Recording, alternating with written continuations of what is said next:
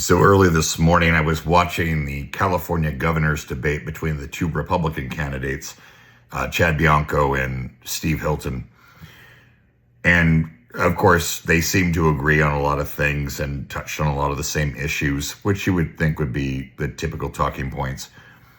But one thing I thought was funny was there was some push about affordability in California. And of course, a lot of it goes to regulation and taxes. That's great. One thing I haven't heard anybody running for office anywhere, which doesn't really necessarily mean anything, I don't see everything, that is running for office is speaking about the affordability of different types of insurance. And in this case, I'm not talking about health insurance. I'm talking about what your car insurance looks like, what your homeowner's insurance looks like, what your renter's insurance looks like. Although renter's insurance has definitely gone up, it's still reasonably not that expensive. It's usually, for most people, less monthly than eating at a restaurant. But the other two, absolutely slaughtering almost everybody I know, including my own household. But nobody brought up the insurance part. And I'm not talking about let's say the problems with State Farm and the other insurance companies that have been unable to pay out fully for full cost of rebuild for the burn areas in California from more than a year ago now. I'm talking about really stupid, simple things like, why is your car insurance so damn expensive now? One thing I never hear about is, have you ever driven down a street where you have like the bus stops with the park benches, the bus stop benches? And what's on those?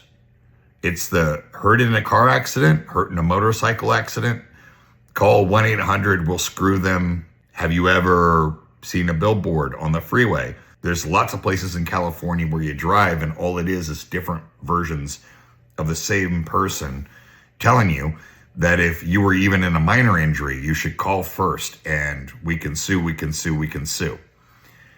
And I understand that California has invoked all sorts of things that make it more difficult for open competition in the insurance market, both in homeowners and in car insurance in California.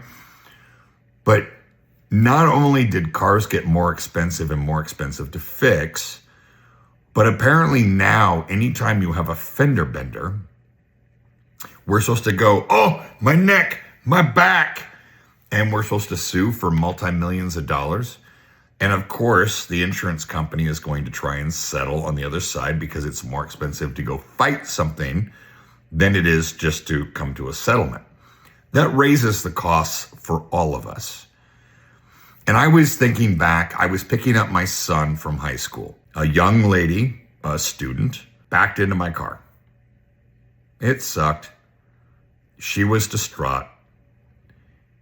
Now, am I supposed to get out and scream and yell at her and tell her that she sort of put a scuff in my bumper of my used car? Because the car I drive is not new. I like my car, but it's not new. And she's crying and, oh my God, I'm so sorry.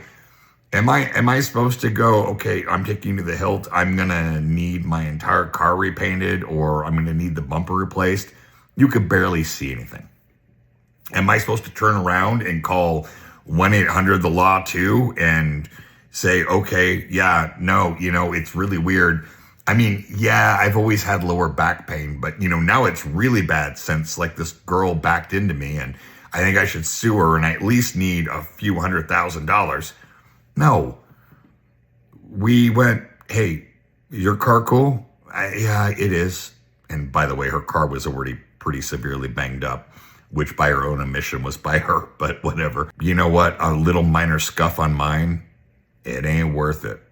Move on with life. Wasn't a big deal. Not like I'm driving a Ferrari. So we're good. But the problem is that, and I do know people that I actually know, I wouldn't call them friends, that have been in minor little accidents where, maybe there was a dent in the car and the car gets fixed, but they end up hiring an attorney and they go after the other person's insurance. to get pain and suffering and, lost wages. And it's like, you weren't even out of work. You weren't hurt. But when we do these sort of things to try and collect money for ourselves, you are raising the cost for everybody else. And I want you to think about that, because the way you behave and the way you act, and, I'm going to get me mine, and I'm going to do everything I can because I'm entitled to it because everybody else does. When we all act like that, all it does is raise the price for all of us, and it lowers the quality of what we can expect for all of us. There was a time where these things didn't really happen. I remember them as an adult, because I'm that old, where we weren't quite that sue happy. Look, I understand bad things happen and the insurance company's not going to pay out enough to take care of things. We're talking about people that have real injuries. I'm talking about the stuff where you're not really hurt. Your car gets fixed. You really don't have anything to complain about. Yes, it's an inconvenience. Guess what? So is stubbing your toe. So is your shoelace breaking or a button popping off your shirt. They're inconveniences. Treat others with respect. Let's not sue everybody over everything if it's not necessary. Okay? Because all you do is just make the world a worse place for everyone that exists in it. And it's like the boy who cried wolf. The more we do this sort of thing, the more it just looks like it's not true.